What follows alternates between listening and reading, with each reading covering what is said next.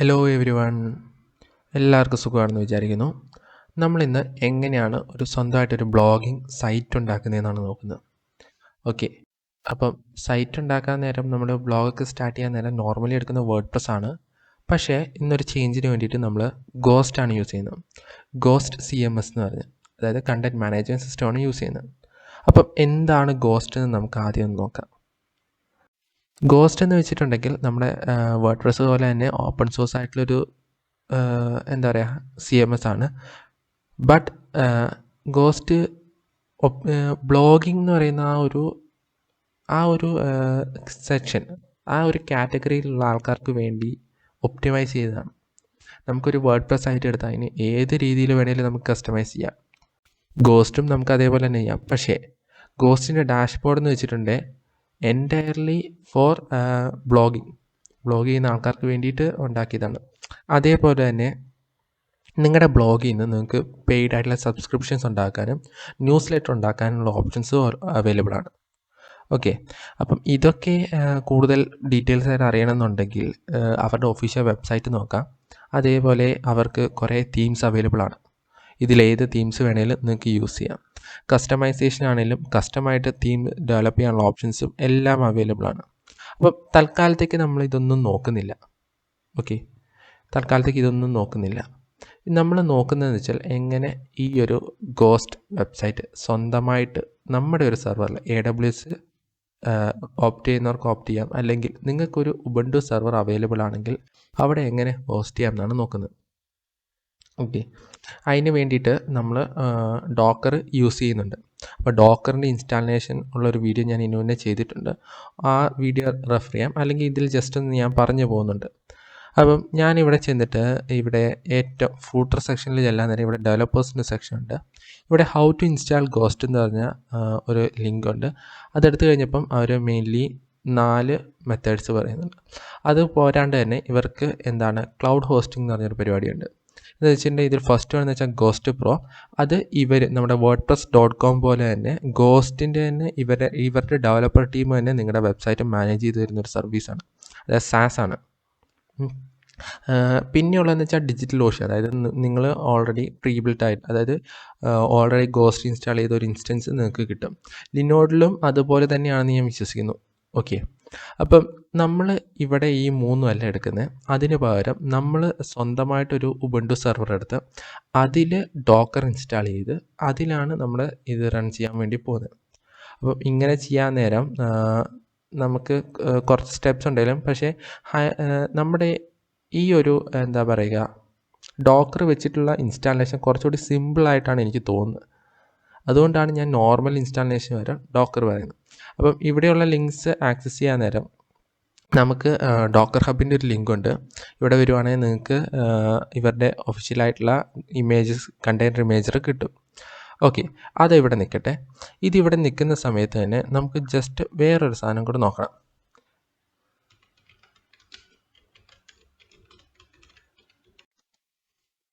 നമ്മൾ by default ghost ഇൻസ്റ്റാളേഷൻ്റെ കൂടുതൽ എൻജിനെറ്റ്സും install ചെയ്യുന്നുണ്ട്. അത് വെച്ചിട്ടാണ് നമ്മുടെ ഡൊമൈനും അതേപോലെ തന്നെ SSLും എല്ലാം കോൺഫിഗർ ചെയ്യുന്നത്. പക്ഷേ ഈ ഒരു കണ്ടെയ്നറിൻ്റെ അകത്ത് ഇതൊന്നും ഇല്ലാത്ത കാരണം നമ്മൾ എൻജിനെറ്റ്സ് പ്രോക്സി മാനേജർ എന്ന് പറഞ്ഞ ഒരു സോഫ്റ്റ്വെയർ ഉണ്ട്. അതും ഒരു ഡോക്കർ കണ്ടെയ്നറാണ്. അത് യൂസ് ചെയ്തിട്ടായിരിക്കും നമ്മൾ നമ്മുടെ സർവീസ് മാനേജ് ചെയ്യുന്നത്. അപ്പം അതിനും സെപ്പറേറ്റ് ചെയ്യണമെന്നില്ല. നമുക്ക് അതിൻ്റെ ഡോക്കർ കണ്ടെയ്നറിന് വേണ്ടിയിട്ടുള്ള കമ്പോസ് ഫയൽ അവൈലബിൾ ആണ്. അപ്പം ഇത് വെച്ചിട്ട് നമുക്ക് മാനേജ് ചെയ്യാം. ഓക്കെ, അപ്പം നമ്മൾ ഫസ്റ്റ് സ്റ്റെപ്പ് ചെയ്യാൻ പോകുന്നത് വെച്ചാൽ ഇത് ഒരു 1 സ്റ്റെപ്പ് പ്രോസസ്സിലാണ് നമ്മൾ തീർക്കാൻ വേണ്ടി ഉദ്ദേശിക്കുന്നത്. അതായത് ഒരിക്കൽ നിങ്ങൾ സെർവറിൽ നിന്ന് സെറ്റപ്പ് ചെയ്തിട്ടുണ്ടെങ്കിൽ പിന്നെ എല്ലാം UI നിന്ന് ചെയ്യാൻ പറ്റുന്ന രീതിയിൽ. അപ്പോൾ ഫസ്റ്റ് സ്റ്റെപ്പായിട്ട് ഞാനിവിടെ ഡോക്കർ കമ്പോസ് ഫയൽ ക്രിയേറ്റ് ചെയ്യാൻ വേണ്ടി പോവാണ്. അപ്പം നെക്സ്റ്റ് സ്റ്റെപ്പിൽ നമ്മളത് ചെയ്യുന്നതായിരിക്കും. ഇതാണ് നമുക്ക് വേണ്ട കമ്പോസ് ഫയൽ. ഞാനിപ്പോൾ ഇതിരുന്ന് ഉണ്ടാക്കിയതാണ്. അപ്പം ഇതിൽ ചെറിയ ചില ചേഞ്ചസ് വരുത്തിയിട്ടുണ്ട്. അതായത് ഇവിടെ നോക്കുകയാണെങ്കിൽ 3 സർവീസ് ഉണ്ട്. ആപ്പ് ഉണ്ട്, ഗോസ്റ്റ് ഉണ്ട്, DB ഉണ്ട്. ആപ്പ് എന്ന് പറയുന്നതാണ് നമ്മുടെ റിവേഴ്സ് പ്രോക്സി. അത് യൂസ് ചെയ്യുന്ന പോർട്സ് 80, 81 അതേപോലെ തന്നെ 443 ആണ്. ഈ 81-ലായിരിക്കും നമ്മളിതിൻ്റെ ഡാഷ്ബോർഡ് ആക്സസ് ചെയ്യുന്നത്. ഓക്കെ, അതിൻ്റെ വോളിയൂംസ് 2 വോളിയൂംസ് കൊടുത്തിട്ടുണ്ട്. അത് മാപ്പ് ചെയ്ത് വെച്ചിട്ടുണ്ട്. ഇനിയാണ് നമ്മുടെ മെയിൻ ആയിട്ടുള്ള ഗോസ്റ്റ് എന്ന് പറഞ്ഞ കണ്ടെയ്നർ. അത് 8080 എന്ന് പറഞ്ഞ പോർട്ടിലായിരിക്കും റൺ ചെയ്യുന്നത്. അപ്പം അതിന് വേണ്ടിയിട്ട് നമ്മൾ എന്ത് ചെയ്യുന്നത്, അതിൻ്റെ URL എന്ന് പറഞ്ഞൊരു എൻവയോൺമെൻറ്റ് വേരിയബിൾ ഉണ്ട്. ഇവിടെ നമ്മുടെ ബ്ലോഗ് ഏത് URL-ലാണ് ആക്സസ് ചെയ്യുന്നത് ആ URL കൊടുക്കുക. ഓക്കെ, അതിൻ്റെ വോളിയം നമ്മൾ ഒരു ഗോസ്റ്റ് ഡാറ്റ എന്ന് പറഞ്ഞ ഫോൾഡറിനകത്തേക്ക് കൊടുക്കുന്നത്. ഇവിടെ ഞാൻ വരുത്തിയ ചേഞ്ച് എന്ന് വെച്ചിട്ടുണ്ടെങ്കിൽ പാസ്വേഡ്, അതായത് ഇവിടെ കൊടുക്കുന്ന പാസ്വേഡും ഇവിടെ കൊടുക്കുന്ന പാസ്വേഡ് സെയിം ആണ്. അതായത് ഈ ഒരു ഡാറ്റാബേസ് കണ്ടെയ്നറിൽ നമ്മൾ ആദ്യം റൂട്ട് പാസ്വേഡ് സെറ്റ് ചെയ്യും. ഈ പാസ്വേഡ് നേരെ കോപ്പി ചെയ്ത് നമ്മുടെ ഗോസ്റ്റിന് കണക്ട് ചെയ്യാൻ വേണ്ടി ഈ പാസ്വേഡ് കൊടുക്കുകയാണ് ചെയ്യുന്നത്. അപ്പം ഇവിടെ എക്സാമ്പിൾ എന്നായിരുന്നു ആദ്യം ഉണ്ടായിരുന്നത്, അത് മാറ്റി സെക്യൂർ ആയിട്ടുള്ള ഒരു പാസ്വേഡ് കൊടുക്കുക. അപ്പം ഇങ്ങനെ നോക്കുകയാണെങ്കിൽ നമുക്ക് ഡോക്കർ കമ്പോസ് ഫയൽ ക്രിയേറ്റ് ആയി. ഓക്കെ, ഇനി ചെയ്യാൻ പോകുന്നതെന്ന് വെച്ചിട്ടുണ്ടെങ്കിൽ നമുക്കൊരു ഇൻസ്റ്റൻസ് ക്രിയേറ്റ് ചെയ്യില്ല എന്നുള്ളതാണ്.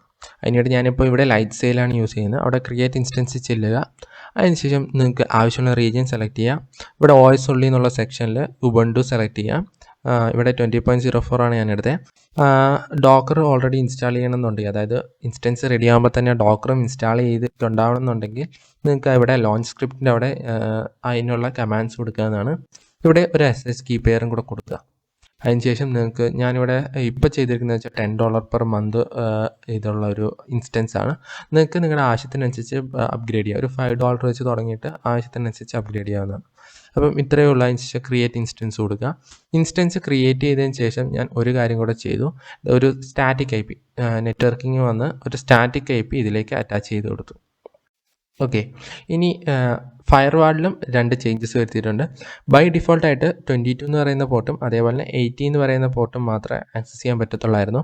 പക്ഷേ നമ്മൾ ആ കമ്പോസ് ഫയൽ ശ്രദ്ധിച്ച് കഴിഞ്ഞാൽ കാണാം, അതിൻ്റെ അകത്ത് 3 പോർട്ട്സ് യൂസ് ചെയ്യുന്നുണ്ട്, 80, 81, 443. അപ്പം ഈ 3 പോർട്ട്സും ഞാൻ ഫയർവാളിൽ എനേബിൾ ചെയ്തിട്ടുണ്ട്. അപ്പം അത്ര ചേഞ്ചസേ വരുത്തിയിട്ടുള്ളൂ. അതിന് ശേഷം നമുക്ക് നേരെ ഈ IP കോപ്പി ചെയ്തിട്ട് എന്താ പറയുക, നമ്മുടെ സെർവറിൽ ആക്സസ് ചെയ്യാവുന്നതാണ്. അപ്പോൾ ഞാനിതിപ്പോൾ സെർവറിലേക്ക് SSH ചെയ്തിട്ടുണ്ട്. SSH ചെയ്തതിന് ശേഷം ഡോക്കർ ഇൻസ്റ്റാൾ ചെയ്തു. ഡോക്കർ ഇൻസ്റ്റാൾ ചെയ്യാൻ വേണ്ടി ഞാൻ യൂസ് ചെയ്ത കമാൻഡ് എന്ന് വെച്ചിട്ടുണ്ട്, അവരുടെ സൈറ്റിൽ തന്നെ ഒരു വൺ ക്ലിക്ക് ഇൻസ്റ്റാളാണ്, അതേപോലത്തെ ഒരു പരിപാടിയാണ്. ഒരു സ്ക്രിപ്റ്റ് ഉണ്ട്, ആ സ്ക്രിപ്റ്റ് ഡൗൺലോഡ് ചെയ്യുക, അതിന് ശേഷം റൺ ചെയ്താൽ മതി. അപ്പം ഈ 2 കമാൻഡ്സും റൺ ചെയ്തിട്ടുണ്ട്. അപ്പം ഇത് റൺ ചെയ്തതിന് ശേഷം നമുക്ക് ഡോക്കർ സ്പേസ് വേർഷൻ അടിക്കുകയാണെങ്കിൽ നമുക്ക് ഡോക്കറിൻ്റെ വേർഷൻ കിട്ടും. അതേപോലെ തന്നെ ഡോക്കർ കമ്പോസ് വേർഷൻ അടിക്കുകയാണെങ്കിൽ ഡോക്കർ കമ്പോസിൻ്റെ വേർഷനും കിട്ടും. അപ്പം ഓൾറെഡി 2 ഇൻസ്റ്റാൾഡ് ആണ്. ഓക്കെ, 2 ഇൻസ്റ്റാൾഡ് ആയ സ്ഥിതിക്ക് നമുക്കിനി കണ്ടെയ്നർ റൺ ചെയ്യാൻ വേണ്ടി നോക്കാം. ഫസ്റ്റ് ഞാനൊരു ഫോൾഡർ ക്രിയേറ്റ് ചെയ്യാണ്, ഗോസ്റ്റ് എന്ന് പറഞ്ഞ്. അതിനുള്ളിലേക്ക് കയറി അതിനുശേഷം ഞാൻ ഒരു ഫയൽ എഡിറ്റർ എടുത്തിട്ട് compose.yaml അങ്ങനെ ഒരു ഫയൽ ക്രിയേറ്റ് ചെയ്യും.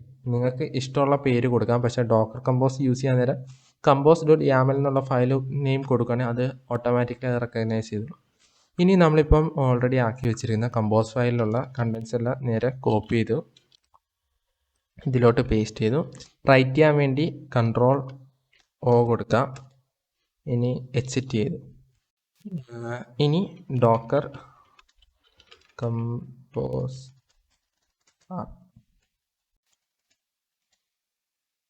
ഓക്കെ, ഇപ്പം ഡോക്കർ കമ്പോസ് സ്പേസ് അപ്പടിക്കാൻ നേരം ഒരു എറർ കിട്ടുന്നില്ലേ, അതായത് പെർമിഷൻ ഡിനൈ ചെയ്തു.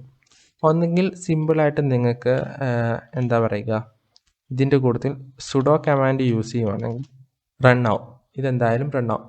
ഇല്ലെങ്കിൽ നിങ്ങളുടെ കറൻറ്റ് യൂസർ ഉബുണ്ടു എന്ന് പറഞ്ഞ യൂസറിനെ ഡോക്കർ എന്ന് പറഞ്ഞ ഗ്രൂപ്പിലേക്ക് ആഡ് ചെയ്യാൻ വേണ്ടിയിട്ട് സെറ്റ് ഓഫ് കമാൻഡ്സ്, അതായത് ഡോക്കറിനെ റൂട്ട്ലെസ് ആയിട്ട് റൺ ചെയ്യാൻ വേണ്ടിയിട്ടുള്ള കമാൻഡ്സ് നെറ്റിൽ അവൈലബിൾ ആണ്.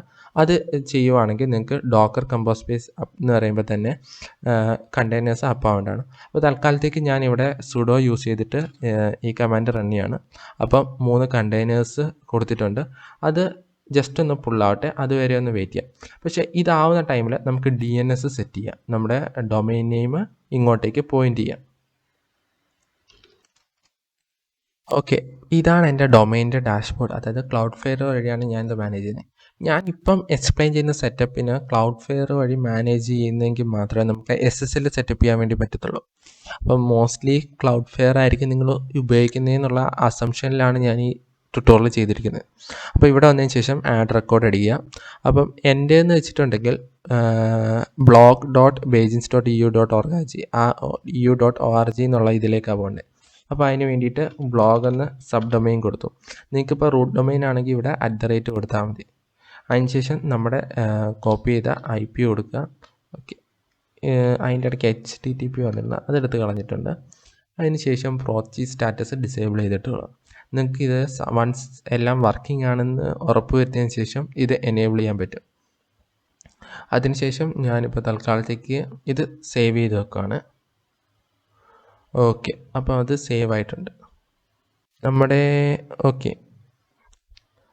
നമ്മൾ നേരത്തെ ഡോക്കർ കമ്പോസ് വെച്ച് ചെയ്ത കാര്യങ്ങളൊക്കെ ഏകദേശം ഇവിടെ ഡാറ്റാബേസ് ഇനീഷ്യലൈസ് ചെയ്യുന്നത് കാണാം. അതായത് ടേബിൾസ് ക്രിയേറ്റ് ചെയ്യുന്നുണ്ട്. അപ്പം ഇത് കുറച്ച് നേരം കൂടി എടുക്കുക. അപ്പോൾ അത് ജസ്റ്റ് അവിടം വരെ ഒന്ന് വെയിറ്റ് ചെയ്യാം. ഓക്കെ, എന്ന് വിചാരിക്കുന്നു. നമുക്ക് ജസ്റ്റ് ഒരു ഇതെടുത്ത് നമ്മുടെ സൈറ്റിലോട്ടൊന്ന് പോകാൻ വേണ്ടി പറ്റുമോ എന്ന് നോക്കാം. അതിനുവേണ്ടി നമുക്കിപ്പം ഡൊമൈൻ നെയിം അടിച്ചിട്ട് കാര്യമില്ല. അതിന് പകരം നമ്മുടെ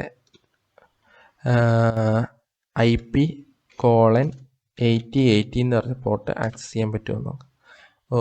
8080 എന്ന് പറഞ്ഞ പോർട്ട് നമുക്ക് ആക്സസ് ചെയ്യാൻ വേണ്ടി പറ്റത്തില്ല. എന്നുവെച്ചാൽ നമ്മൾ ഫയർവാളിൽ നേരത്തെ തുറന്നില്ലല്ലോ. അപ്പം അതിന് പകരം നമുക്ക് nginx പ്രോക്സി മാനേജർ എടുക്കാം. അതായത് അവിടുന്ന് ഫോർവേഡ് ചെയ്യാം. അപ്പോൾ അതിന് വേണ്ടിയിട്ടുള്ള സെറ്റിങ്സ്. ഓക്കെ, നമ്മുടെ ഒരു കണ്ടെയ്നർ വർക്കിംഗ് ആണ്. അതായത് nginx പ്രോക്സി മാനേജർ കിട്ടുന്നുണ്ട് അല്ലേ. അപ്പോൾ അതിൻ്റെ ഡിഫോൾട്ടായിട്ടുള്ള യൂസർ നെയിമും പാസ്വേഡും വെച്ചിട്ടുണ്ടെങ്കിൽ അതാ admin@example.com അതേപോലെ തന്നെ ചേഞ്ച് മീ ആണ്. ഓക്കെ, നേരെ കോപ്പി ചെയ്തു. ചേഞ്ച് മീ എടുത്ത് ഇങ്ങോട്ട് ഈ യൂസർ നെയിമും അതേപോലെ തന്നെ പാസ്വേഡും മാറ്റാൻ വേണ്ടി അവർ കാണിക്കും. അപ്പം ഓക്കെ, ചേഞ്ച് മീ അടിച്ചപ്പോൾ കയറുന്നുണ്ട്. അപ്പോൾ ഇവിടെ നിങ്ങളുടെ ഇമെയിൽ ID കൊടുക്കുക. അപ്പോൾ ഞാൻ തൽക്കാലത്തേക്ക് ഇതൊരു ഡെമോ സെഷൻ ആയത് കാരണം ഉള്ളത് വെച്ച് തന്നെ അഡ്ജസ്റ്റ് ചെയ്യാണ്. പാസ്വേഡും അവർ ചേഞ്ച് മീ മാക്സിമം ഇത് സെക്യൂർ ആയിട്ടുള്ളൊരു പാസ്വേഡ് ആക്കുക. ഓക്കെ, <8 ആവാൻ പാടില്ല. നല്ലതാണ്.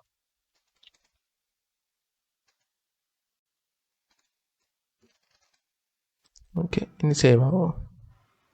ഓക്കെ, നമ്മളിപ്പോൾ ഇത് സേവ് ചെയ്തിട്ടുണ്ട്. ഇനി നമുക്ക് ഒരു ടെസ്റ്റ് ചെയ്ത് നോക്കാം. അപ്പം അതിന് വേണ്ടിയിട്ട് നമ്മുടെ ഡൊമൈൻ നെയിം എന്നുള്ളത് blog.bejins.eu.org ഇതാണ് എൻ്റെ ഡൊമൈൻ നെയിം. അത് കൊടുത്തിട്ടുണ്ട്. HTTP ആണ്. അവിടെ ഗോസ്റ്റ് പോർട്ട് 8080 എന്ന് കൊടുക്കാം. ഇതെല്ലാം ജസ്റ്റ് ഒന്ന് എനേബിൾ ചെയ്തിട്ടേക്കാം. ഈ വെബ് സോക്കറ്റിൻ്റെ ആവശ്യമില്ല എങ്കിലും തൽക്കാലത്തേക്ക് SSL എനേബിൾ ചെയ്തിട്ടില്ല എങ്കിലും സേവ് ചെയ്യാം. ഇത് റണ്ണാവുമോ നോക്കാം. Okay, bad gateway. ഓക്കെ, നമുക്ക് ജസ്റ്റ് ഒരു ചേഞ്ച് വരുത്താം. സോറി, ഇത് വർക്കാവില്ല. അപ്പോൾ നമുക്കിനി SSL എടുത്തിട്ട് ഒന്നുകൂടി ഒന്ന് നോക്കാം. ഇവിടെ SSL സർട്ടിഫിക്കറ്റിൻ്റെ അവിടെ വന്നു. അവിടെ ആഡ് SSL സർട്ടിഫിക്കറ്റ് എന്ന് പറഞ്ഞു. അവിടെ നമ്മുടെ ഡൊമൈൻ നെയിം കൊടുക്കുക. ഇവിടെ എനിക്ക് വേണ്ടത് വെച്ചാൽ blog.bejins.eu.org ഈ ഒരു ഡൊമൈൻ നെയിം കൊടുത്തു. അതേപോലെ തന്നെ നമുക്ക് നിങ്ങളുടെ അഡ്മിൻ ഇമെയിൽ ID അതെന്താണെന്ന് വെച്ചാൽ കൊടുക്കുക. ഇവിടെ ടെസ്റ്റ് സെർവർ റീച്ചബിലിറ്റി കൊടുക്കുകയാണെങ്കിൽ അത് വർക്ക് ചെയ്യണമെന്നില്ല എപ്പോഴും. ഇത് കണ്ടോ, ഇപ്പോൾ അത് വർക്ക് ചെയ്യത്തില്ല. അപ്പോൾ അതിന് പകരം നമ്മളിവിടെ യൂസ് എ DNS ചലഞ്ച് എന്നുള്ള ഓപ്ഷൻ എടുക്കുകയാണ്. ഇവിടെ DNS പ്രൊവൈഡർ, നിങ്ങളുടെ DNS പ്രൊവൈഡർ ലിസ്റ്റഡ് ആണെങ്കിൽ അത് യൂസ് ചെയ്യാം. അതേപോലെ തന്നെ എൻ്റെ ഇവിടെ എന്ന് വെച്ചിട്ടുണ്ടെങ്കിൽ ക്ലൗഡ്ഫ്ലെയർ ആണ്. അപ്പോൾ ക്ലൗഡ്ഫ്ലെയർ സെലക്ട് ചെയ്തു. അതിനുശേഷം അതിൻ്റെ ഒരു API ടോക്കൺ ഉണ്ട്. അവരുടെ സൈറ്റിൽ പോയിട്ട് നമ്മുടെ അഡ്മിൻ പേജിൽ നിന്ന് നമുക്കൊരു API ടോക്കൺ കിട്ടും. അതൊന്ന് ജസ്റ്റ് ഒന്ന് കോപ്പി ചെയ്തിട്ട് ഇവിടെ പേസ്റ്റ് ചെയ്യുക. അപ്പം ഒറ്റ സെക്കൻഡ് ഞാനൊന്ന് കോപ്പി ചെയ്തിട്ട് വരാം. ഓക്കെ, നിങ്ങൾക്കിപ്പോൾ നോക്കി കഴിഞ്ഞാൽ ഇവിടെ ടോക്കൺ മാറിയിട്ടുണ്ട്.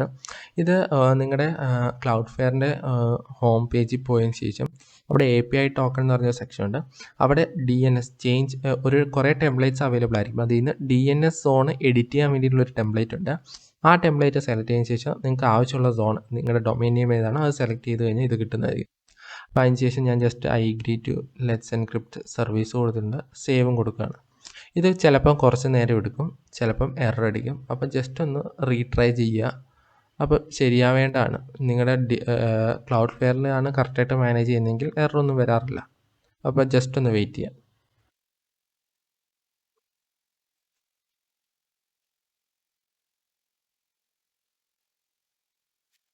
ഓക്കെ, നമുക്കിപ്പം സർട്ടിഫിക്കറ്റ് കിട്ടിയിട്ടുണ്ട്. ഇനി ഒന്നുകൂടി ഹോസ്റ്റ് വന്നതിന് ശേഷം പ്രോക്സി ഹോസ്റ്റ് എടുക്കാം, എഡിറ്റ് ചെയ്യാം.